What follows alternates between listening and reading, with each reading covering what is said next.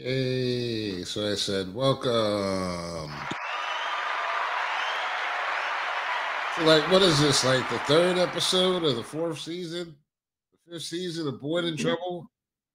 Maybe the Somewhere, something like that. of the fourth season. We lost our way, but you know what? I almost lost my life, so I'm glad to be here. It's your host, John X.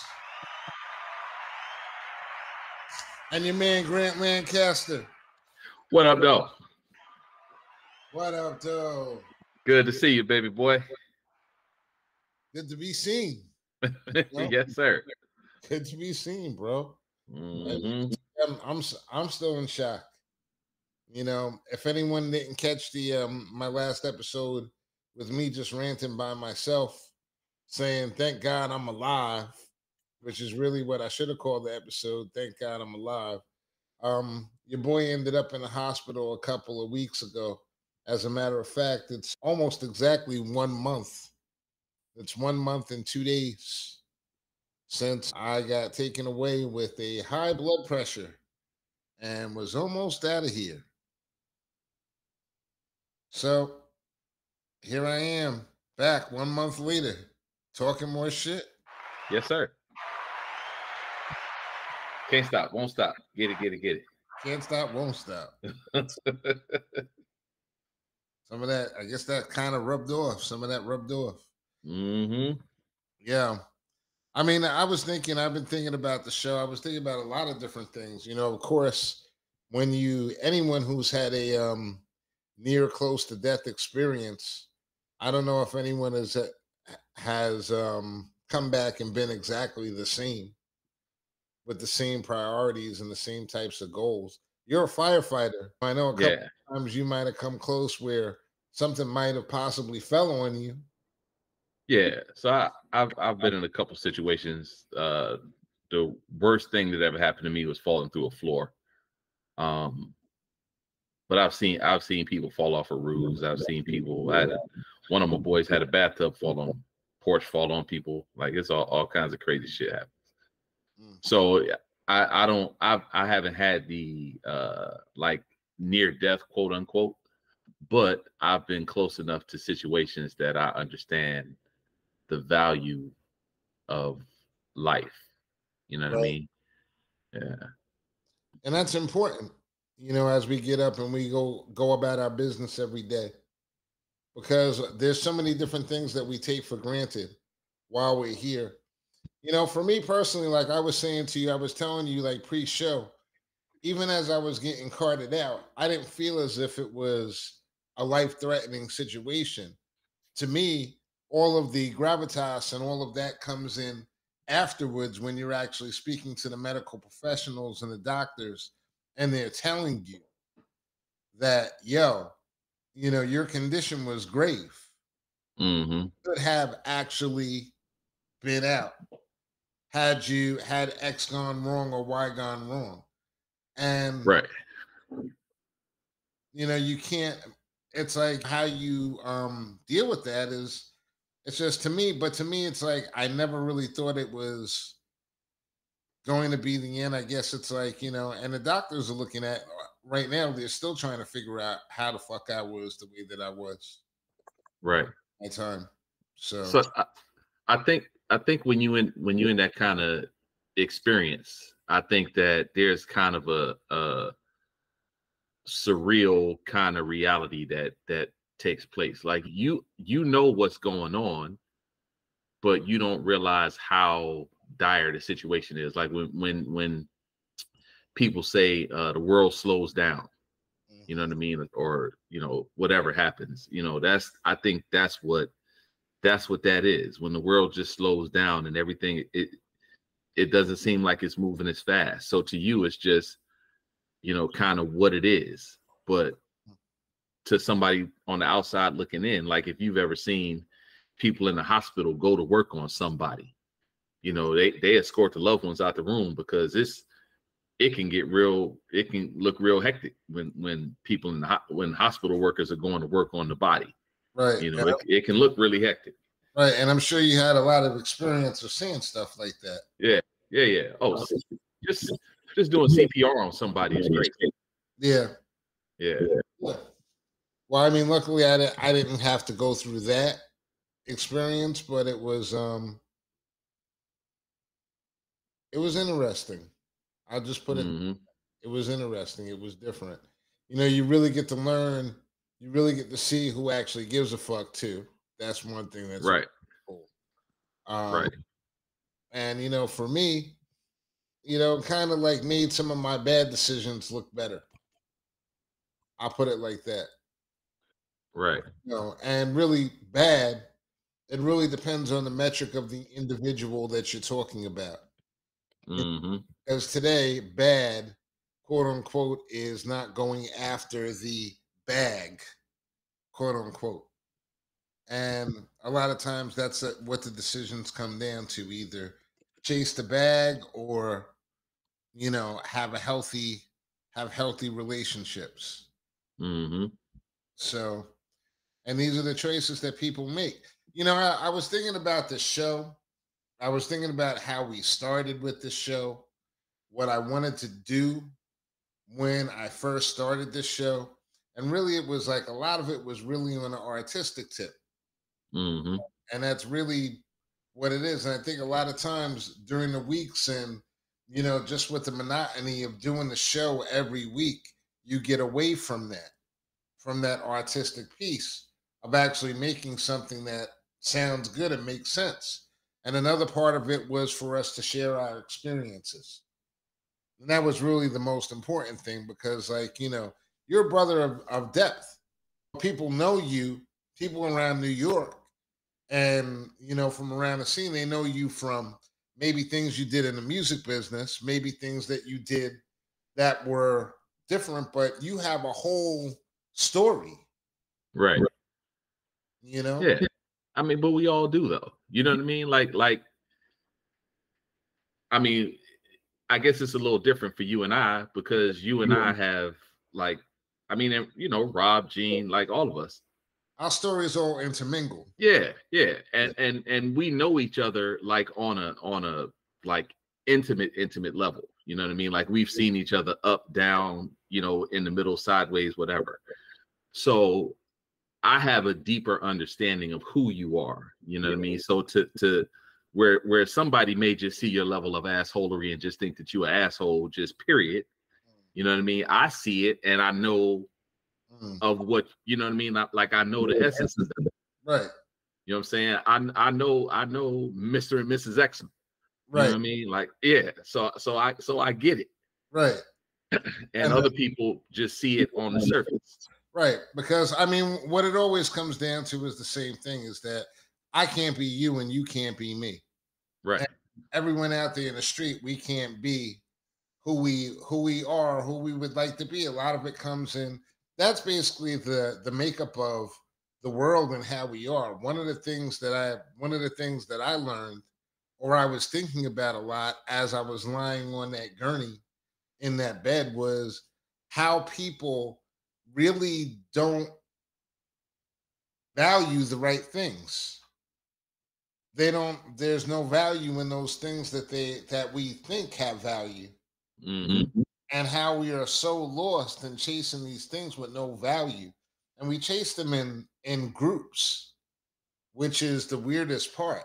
Like, seeing these elections and all this stuff go on, like this Donald Trump stuff is like crazy, and another thing is that I don't want to get into all that stuff because I never really did.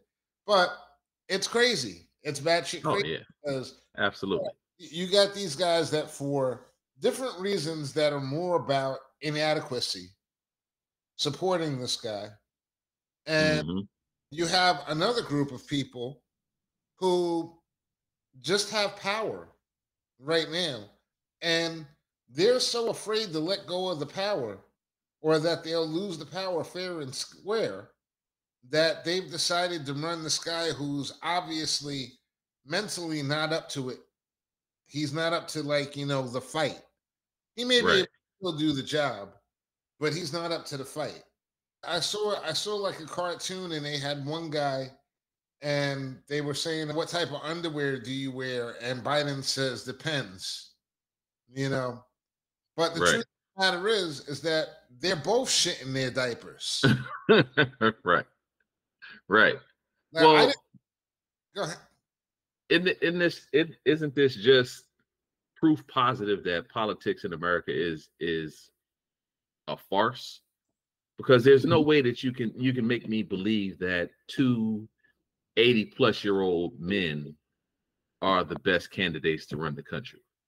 Nah, Right. So just like we're looking at it, this is just another episode of The Apprentice or The Bachelor or the whatever the show is. You know what I mean? American Idol. That's all this is.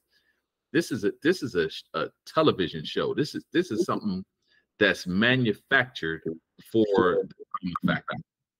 mm. I could get behind that, except for it seems like one side is really playing for keeps, and the other side is just playing for what they're being cute. It's Yeah. it's just like whatever. But when I look at it and I think about it, like I don't get worried. I don't worry about what's going to happen one way or the other because I feel like whoever wins is exactly who this country deserves. And Right. I saw this guy who was talking. It's that same Arab guy, and I don't even think he's Arab. I think he's from the Midwest or something. Here comes Andrew popping in. Andrew, what's going on, brother? Andrew, what's happening, brother? So Maybe he can't hear you. he probably can't hear yet. So let But me yeah, the Arab guy that I know who you're talking about. right. And he was saying like after I watched the debate, I wasn't worried about the United States ever coming back into being anything important on Right. the world stage because neither one of these guys are qualified to actually keep. And they're right. And the truth of the matter is that like we're controlled by another country anyway. I won't say who because we'll have other problems. So um you can't really So win. yeah, we're controlled. We're controlled by our desires in this country. You know what I mean? Like everything has to be. There is no delayed gratification. Everything has to be right now. If I want it, I got to be able to get it right now. I want to be able to watch whatever show I want to watch. I want to be able to go wherever I want to go. You know what I mean? Like everything has to be right now.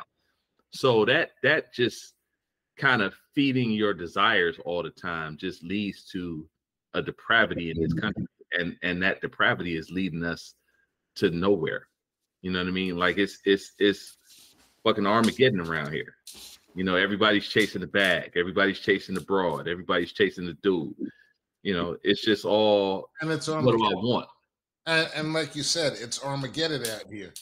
Yeah, And they're still chasing bags. They're still trying to figure it out. yeah. And honestly, man, I think one of the biggest things, I go back to it all the time. I think the effects of the pandemic have yet to be revealed to us. You lock people in their homes alone with nothing but their devices, and their devices are doing nothing but feeding what they believe, because that's what the algorithm is designed to do. If you like big booties in cars, your algorithm is going to feed you big booties in cars all day, right? So over this 3-4 year period, that's all you do is get reinforcement of your ideas. Mhm. And that's where we are, man. Like people just can't, that's why now you can't disagree with anybody. You have to buy into whatever everybody does, because people can't take, they don't even understand. How do you not agree with me? Because everything that's on my phone says exactly what I think. So why don't you understand this too? You see, along the lines of what you're saying right there, um, is along the lines of like what I was saying about I was thinking about this show and being honest. And I was thinking about people and this generation in particular that really has the mic. and has the soapbox. I Mm. was thinking, like, what a fucking miserable, shitty fucking generation. Like they're fighting culture wars. They're fighting identity problems. They're fighting against everything that doesn't have any type of substance whatsoever. Anything that doesn't really matter, they're not paying attention to. The shit is on the shit is on your on this on your Right. device. Mm. And reality, and then they complain about how bad reality is and everything, but they're actually the arbiters of reality at this point. Right. They don't believe in reality. What up, Andrew? What's up, y'all? I'm sorry. Hey, I just came on. The first thing I heard was algorithm and big butts. Yeah, bro. Bro, let me tell you something. Andrew Johnson, first of all, you are forgiven for any type of preparation for this show or anything like that. I just sent out I just sent out the invite, like, yo, here I'm going. The mass invite, yeah. Yeah, just a mass invite, just who wants to get down. Nobody knows where my brain is right now as far as from this recovery and everything. So I wanted to dip my toe back in the water and get back into the mix. So I basically just sent it out and was just like, here we go. Well, I feel you on that, brother. It's good to see you back. You look like you look back to normal to me. So yeah, except for the hair. I actually I had a haircut when I went into the hospital. And when you're in the hospital, you can't get a barber. So it just kind of filled up on me, and now it's kind of grown on me. So I think I'm gonna end up going to the barber tomorrow or the day after, sometime. And I might just actually keep the look. You hear that? I'm gonna keep the look. Definitely.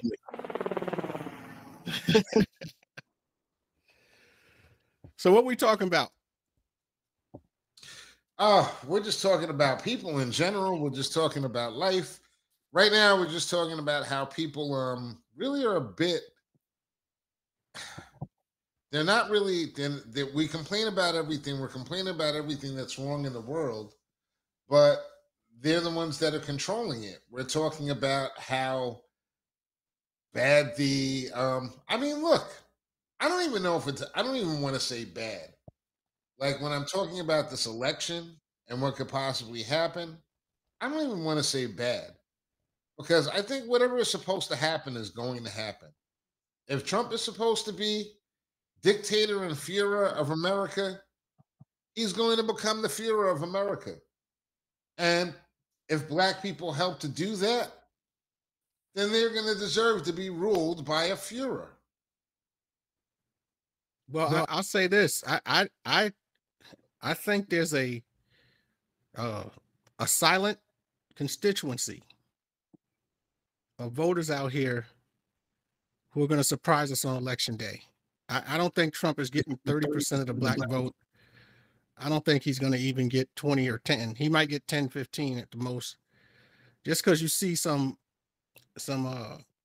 black dudes on the internet shucking and jiving and cooning and saying that you need to be voting for Trump, this, that, and the other. And they, the one dude who looked like buckwheat from Fat Albert and the other dude from Florida. I forgot the dude from Florida's name who said Jim Crow was good for black people or something. Right. Those dudes they're paid operatives to go out here and try to convince black males to vote for Donald Trump. He actually said that before my blood pressure shot through the roof. So I think that's something to do with it. Yeah, everyone was kind of blown away back. He's trying not to walk it back, but he is kind of walking it back because he realizes the backlash. But what I think he's making it sound like, it was sort of he was just saying it to make an example. But I think he had every intention on saying that just to get attention. Oh, absolutely. Oh, yeah, And so what I'm thinking with all of that And there's some of these guys, some of these dudes on the internet who are, social media presence. I'll leave them nameless, but they're doing the same thing. They're trying to convince black people it's in their best interest to vote Republican. And the reason why they're doing this is because Republicans are running out of voters because their base is older and they're dying off. So they have to get voters from somewhere. So that the easiest, the lowest hanging fruit is Black and Latino men. And how do I get them? How do I get them to support something that's not in their best interest? I use sex. So I tell them, look, you Black and Hispanic incels, these women ain't sleeping with you. You see, here's the problem. This is what happens when you give women too much power. They start talking like that. So trying to convince them that it's in their best interest. If you vote with us, we'll strip away their power. And then you can have sex again. So you're saying wow. Yeah. I mean, it's subtle. But now I'm gonna tell you something. No, there's one guy who comes on and it's a black dude. He's saying that women shouldn't even be allowed to vote. Right. This is where they're going. See, they don't tell you this. They're telegraphing it. But most people aren't paying attention to where they're going.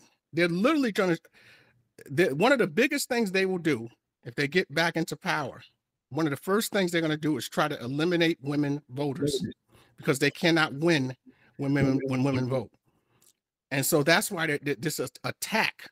You notice just about all of these social media shows are attacking feminism. They're all attacking feminism.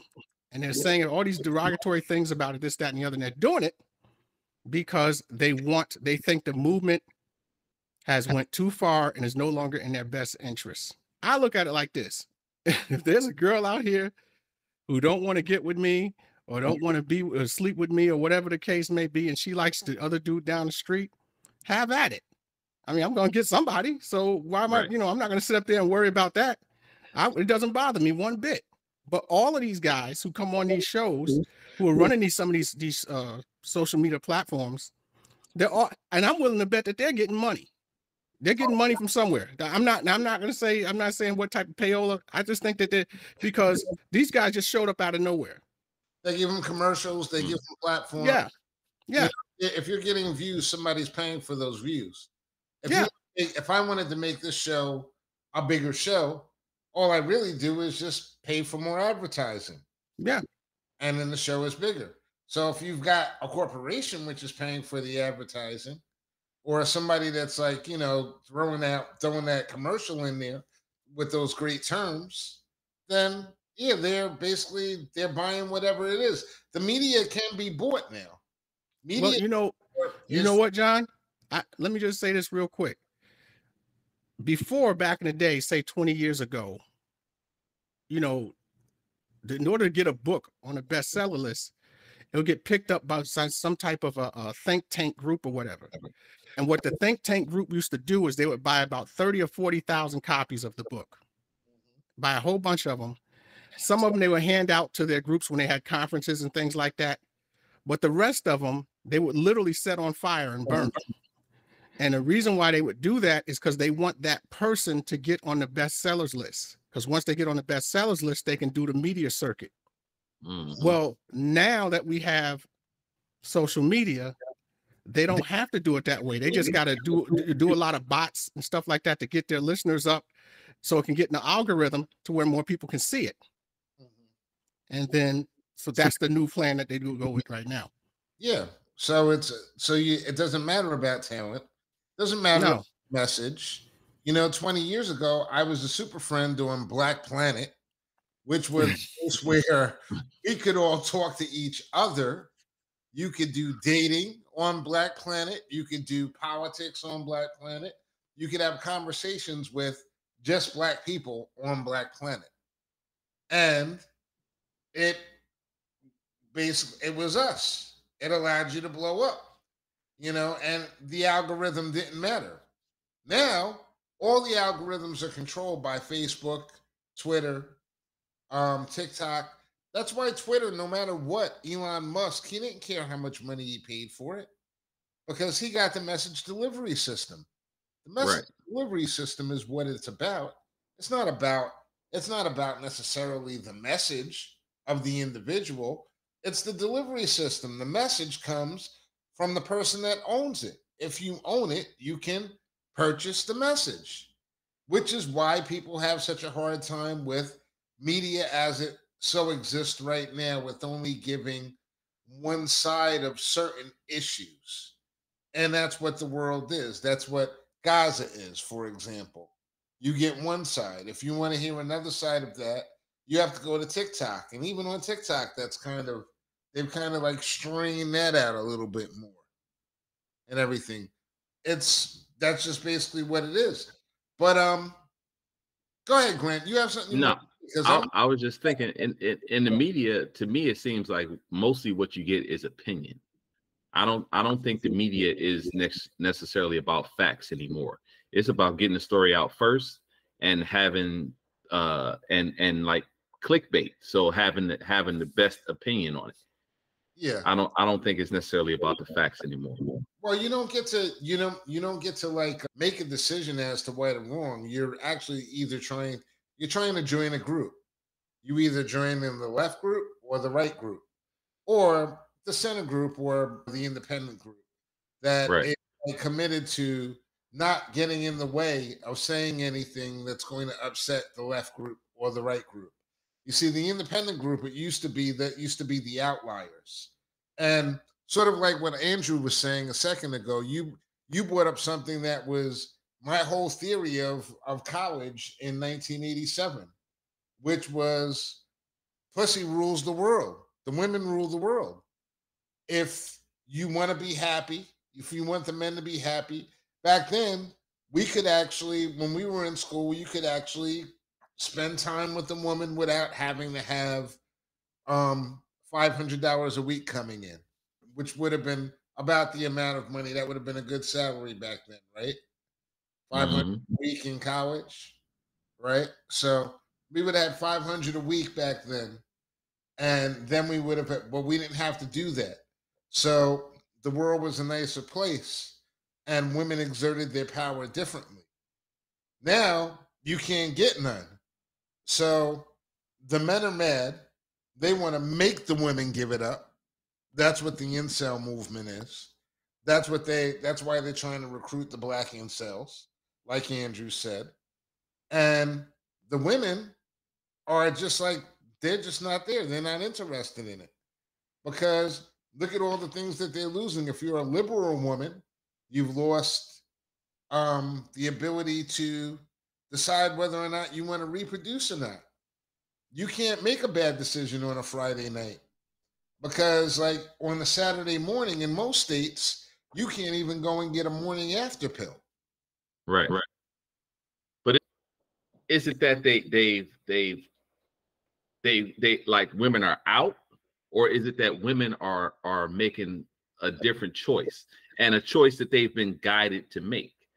Because the choice now is not, I don't want a working class guy. I want that 1% guy. I want the guy that's making $100,000 or $300,000 or whatever, is 6'3", washboard abs. I want that guy. So Well, is it I'm just saying, are they making a guided choice? well, I find that interesting because I think that they are making a somewhat of a guided choice, but just like the framers of the Constitution and the makers of this country, they've gone wrong. Somewhere along the line, the people that actually have the power have gone wrong. And let me tell you why that is, because, you know, I always have a theory that the rich guy wants all the women. They, Hmm.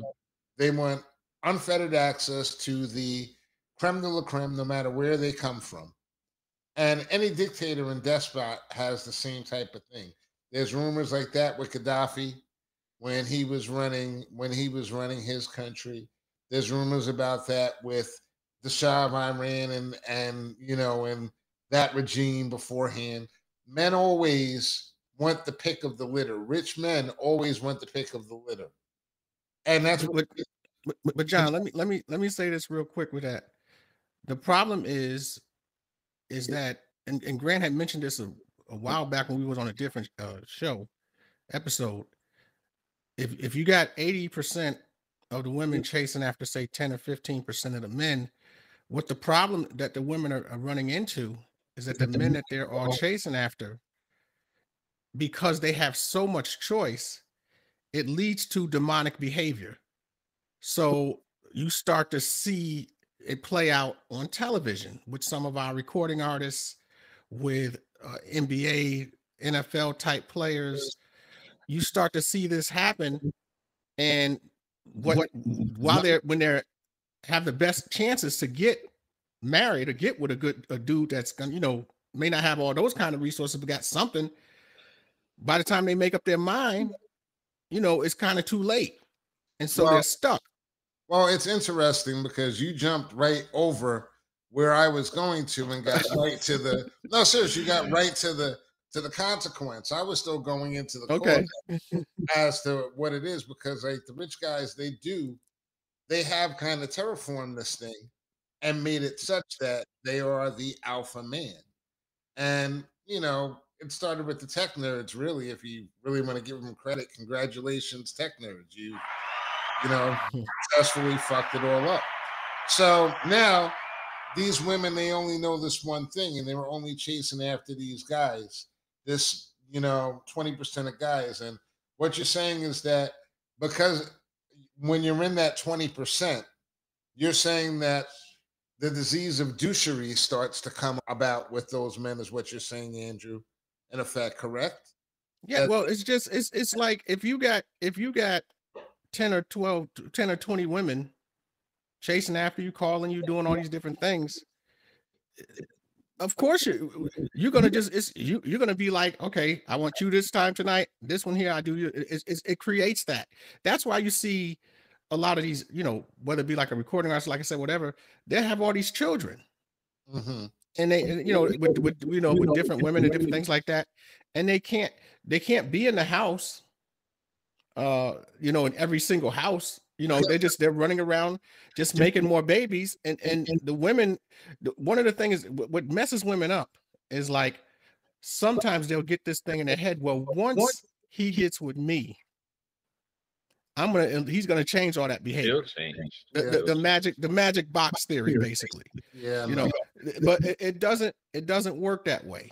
And so what's hurting women is by the time they're figuring this out, they're getting to a point where the men who they could have got with have moved on and are starting to have some choice themselves as they get over the age of 30. And so now their choice is what the women used to have before, and they can't figure out. That's why you see a lot of these videos where women on TikTok are making these videos crying, saying that they can't find nobody. Well, some people, because they went past that opportunity when they had the best chance. Well, they're finding it a lot harder now. Well, let's be honest. Like, let's give them a break for a second. Is it really their fault? No, it's not. It's not really their fault because, like, their moms were the ones that were telling them a lot of times. You still see it. You still see it. I saw a video of a woman who was telling who had told her son's girlfriend, "Why are you listening to my son? He doesn't bring any money to the table. He doesn't make as much money as you. Why are you listening to him whatsoever? Just completely up in the business, all up in the business, just mixing it up for him, messing it up." So that's true. And the thing is, I've scripted a show already called Transactional Dating, and that's where we're at right now. The dating is no longer, we don't just date just because we think someone's cute or pretty, or it's all about, it's a transaction now. Right. It's so this is where we're at. Well, the problem with that is that we have all these people doing shows and having conversations about this and all this other stuff and everything. But let's be honest, niggas is mad that they're not getting any booty. Yeah. That's what's causing them a lot of problems. And let's be honest, a lot of these ladies is frustrated as fuck because they're not getting the attention that they need either. So we have these systems that were set up that reward the alpha type of male, the quote unquote alpha male, and the definition of alpha has definitely changed because an alpha male Definitely. back in the 40s and 50s could be a man that like goes to work every day and has muscles upon him, muscles who's your pops who you're not talking back to that dude because Mm-hmm. it's like, he's like, putting a fence in the backyard and digging a ditch. He's putting a fence in with the left hand and he's digging a hole with the right one. You're not playing with that man. Now the alpha man is completely and totally different. And the alpha is kind of like a beta. You really want Yes, it's more about, John, what it is right now. We're in the creative type. Women are attracted to right now creative intelligence because you can go from 0 to 100 overnight, per se, meaning that you could come out with something, you can go viral, you could do something where you become essentially rich overnight. And all of these women they're finish line women. You blow when you ain't blowed up, they don't want to talk to you, but then when you blow up and you get the money, now here they come. And what's happening is they're spending so much energy there. They're putting all their time and effort into there, holding out the hope that the possibility that they're going to get that guy, that one guy, the Russell Wilson type who might, marry a woman who had a child already. And, that's going to be their story. And, and they get it. Like I said, the movies, some of the Tyler Perry movies, they do that where they have the woman with the 3 kids. She marries the NBA ball player. This is all where they're getting it from. Like they're holding out hope that that's going to be their story. And, it's like, it's less than a 1% chance it's going to happen, but that's the issue. But it's and when you're going in that direction, you miss out on your potential spouse, husband, or whoever. You miss out on them because you're not even looking at them. Even more importantly, though, it's not sustainable for the species. You can't do that long. Motherfucker go 2 years without getting no booty. Yo, Grant, 2 years? What I mean? Now look, but we're a different generation, right? Right. We're a different generation. We have different standards. We expect different things. So I'm not trying to feel 2 weeks. You know what I'm saying? Forget about 2 months or 2 years. It's like y'all starving these people's creativity. A motherfucker can't. This is why they have drives where they're trying to get people to reproduce. This is why they have these laws where they don't want you to have an abortion because nobody was fucking. Right, but isn't there some level of just not being, if you're the woman, like, I don't know about in the Bible, I think the man is supposed to be the hunter. Like a man finds a wife, not the opposite. Right? So if a man finds the wife, then all of this chasing that women are doing, and by no means am I trying to get religious, but if women are doing all this chasing, it can't be prosperous. Well, it's not prosperous because what they chasing is the bag. Well, that's what I'm saying. Yeah, they're not. That's what I'm saying. They're chasing an idea, a concept. They're chasing, the ability. What is it? Purchasability. The ability to actually buy more things, more useless things. But so even in fairy tales, though, like the prince didn't choose the rich woman. The prince chose the girl who worked, who had character, right? He didn't choose just the spoiled princess. So even if Disney is your example, right? Let's like Cinderella had the evil stepsisters, right? Mm-hmm. So her evil stepsisters weren't the one that the prince chose. The prince chose Cinderella. Cinderella was different because Cinderella worked. She had character, work ethic, all that kind of jazz. Mm-hmm. And then when he came looking at the crib, right, for whoever had the glass slipper, he didn't. I mean, well, it didn't fit them, but he didn't even like what he saw. Right. You know what I mean? Even in Cinderfella Dana Dane, no, you're not the one that I'm looking for, Chief. Right. Right. Right. But those messages are from a different era, and they're from lessons that weren't learned. Let me just break this up for a second, because this has been a good conversation about relationships and things. But like, let me give you an example of, like, at a time when I was in the hospital and my daughter had came up and she was sitting there with me, and we were just talking, and there were many things that we were having conversations with, because of course she's thinking that my pops, he barely made it. Maybe he won't be around to make it again. So let me ask this motherfucker some questions about some things that I'm curious about. And she seriously asked me, she was like, "Yeah, listen, I've heard about the crack epidemic in the Mm. 80s and everything. What was it really like in the crack epidemic during the 80s? What was it really like?" And I started describing things to her, and how it actually was. And she was like, "Nah." And I was like, "Yeah." Mm-hmm. But that's part of the character of what used to be culture. Because, like, the crack epidemic and everything, I don't know, like, people don't get into it and people don't like to talk about it. And there's been so many years and so many people have passed that were touched by that era and by that time. But damn near everybody's family were affected at some point in some way by the crack epidemic, whether it True. was you or it was somebody's cousin, somebody's aunt, somebody's niece, somebody's neighbor. Somewhere along the line, they were affected by that, and it changed the whole community. Andrew, how old were you when crack was around? Were you even, like, you're in your No, I 30s? no, I wish I was in my 40s. Okay. But no, it was. I say, I lived in New York, in prison. The inmates would say, who were from New York, they say I was there BC, and we were saying what's BC, and they would just say before crack, meaning they grew up in the Right. 70s, early 80s.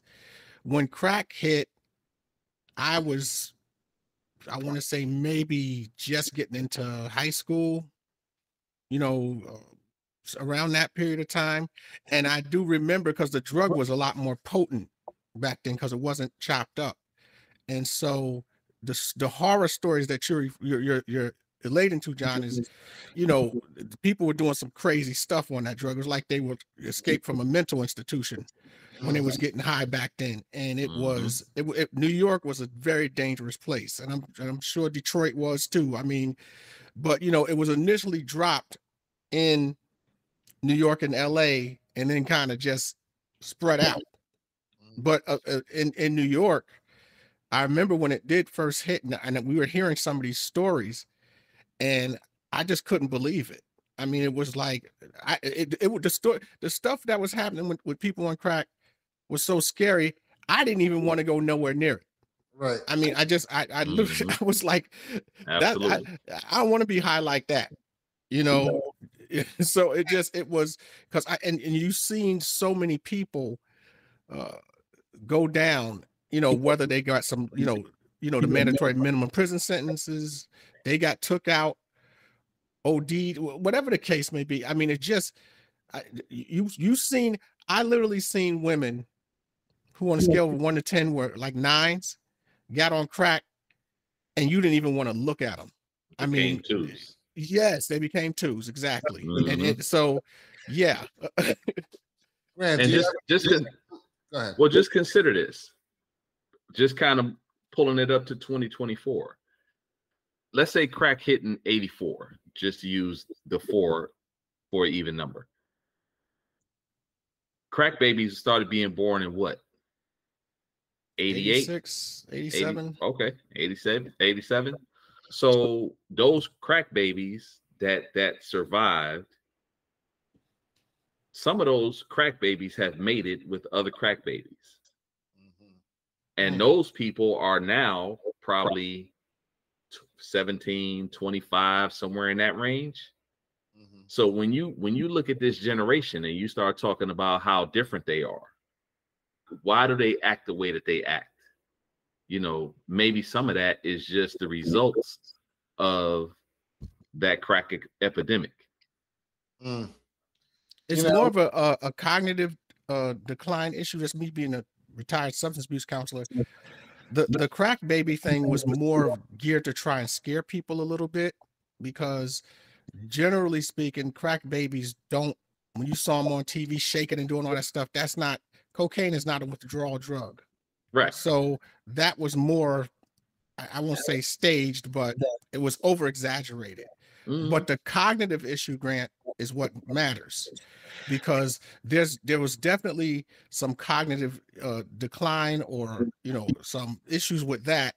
And you're right. If I have a person whose mother used when they were was in the womb, and then they get with a woman, same story, it creates something different. Maybe someone with less emotion, maybe someone with more sociopathic ideologies. I mean, it creates someone that we aren't used to seeing or dealing with. We don't know. I mean, we literally don't know. But and there's no way you can. It's very difficult to do any type of longitudinal study on this stuff, because how are you going to collect the data? It's and exactly what you guys are saying is, like, you guys have just described the problems of actually explaining that era to my daughter at that time. But it's not just that; it's also all of the things that people happen that affected their families. I mean, you could have brothers, one brother, taking the tires off of the car of another brother, right, before he has to go to work. Yes. You have families that were broken apart by the activities. You also had these crazy places. And, like, this is what I was describing to her, because there was a place in Amityville, out here on Long Island. And now you drive by there, it's like a regular drugstore or something. They just like, but it was just like, there was just like fiends. And they'd be out there, 150 deep, walking back and forth at all hours of the night, all hours of the evening. Who is up in there making that money? The most hardened of dudes.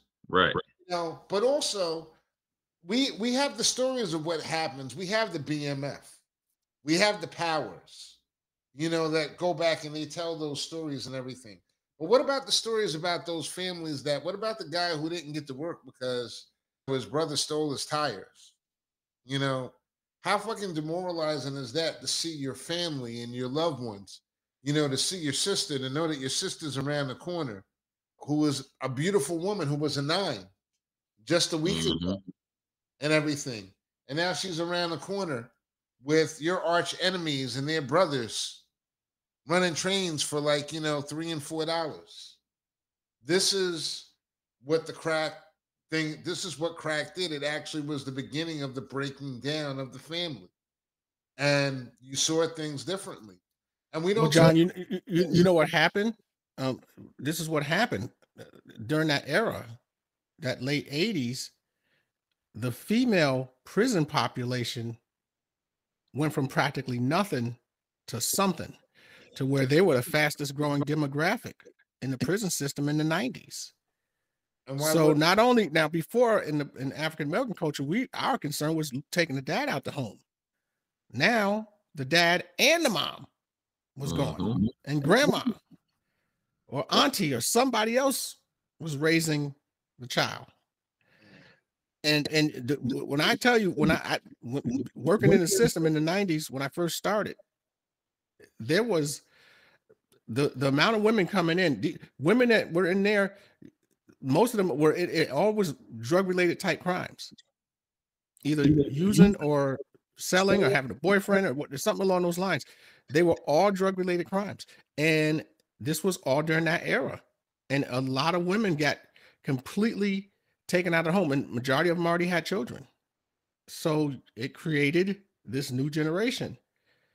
And this is, and I'm not saying, I think that the new generation, what they call the Gen Zers, are actually going to save this country. But it's what we're dealing with is we're seeing some of them and we're going, oh my goodness, these guys don't know anything. They don't know nothing.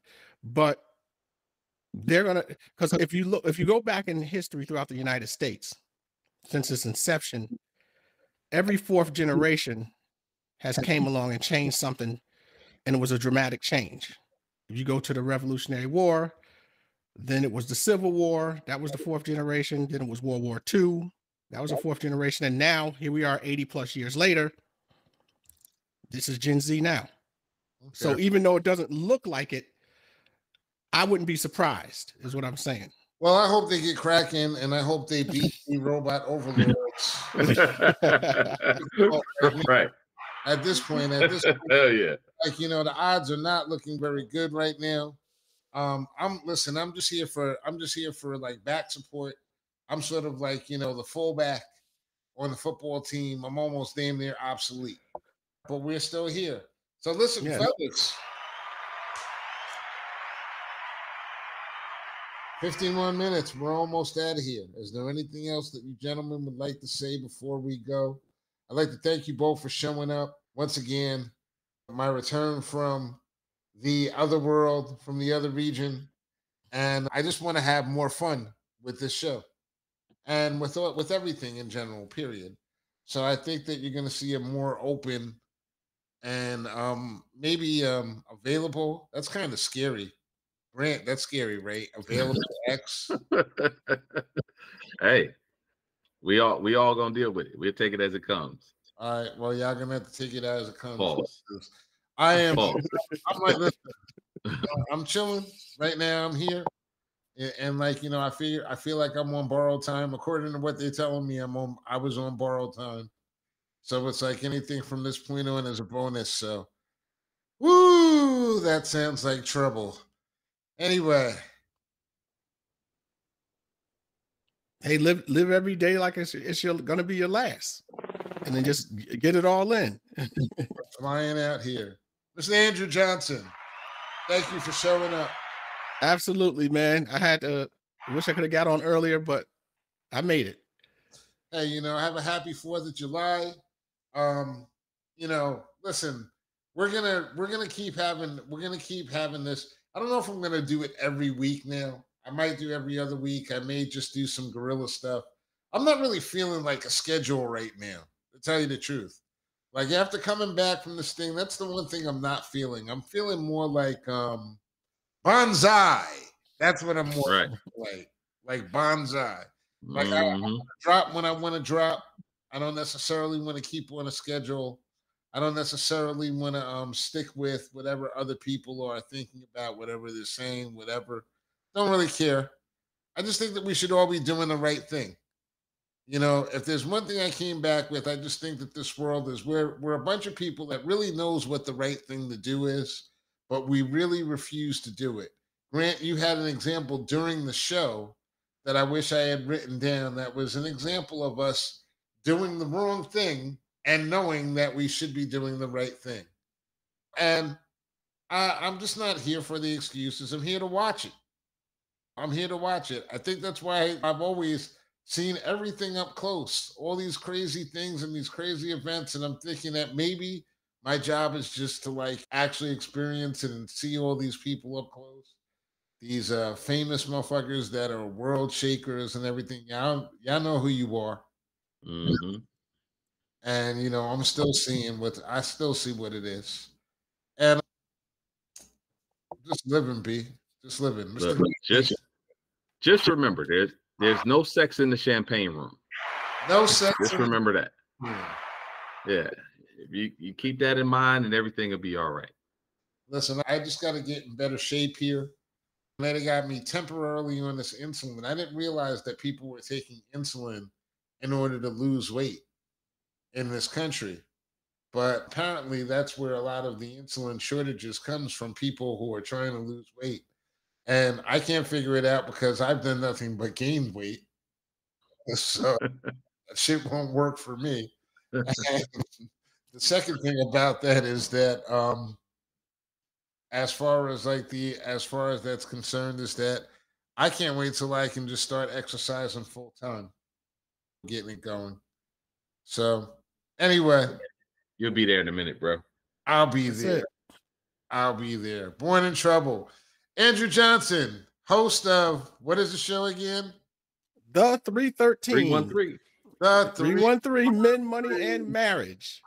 And Money on all major platforms. On all major platforms. And Grant, the host of All Things Great in Detroit. It seems that, like, you know, you were at the NFL draft where you were at the Republican National Convention. No, I was at the Grand Prix. I was at the Grand Prix. I was at the Pride Festival. I was everywhere. Okay. It's going down in the summer in Detroit. There you go. And as far as the Pride Festival, big shout out to my nurse who I shouted out last week. The guy kept me alive. I don't understand why you people are mad at gay people. They're just normal people, just like everybody else. I understand if they're distracting from other things that need to be done, but you can always just ignore them in their fleur-de-lis and just keep doing whatever you're doing and everything if that's what you want to do. There's no reason for you to be distracted unless you want to be distracted. But big shout out to the LGBTQ community. We didn't have Carlos on this year, but, you know, big shout out to you guys anyway. And Born in Trouble, we'll see you next week. Peace. Possibly. Peace. Peace. That's right. Peace.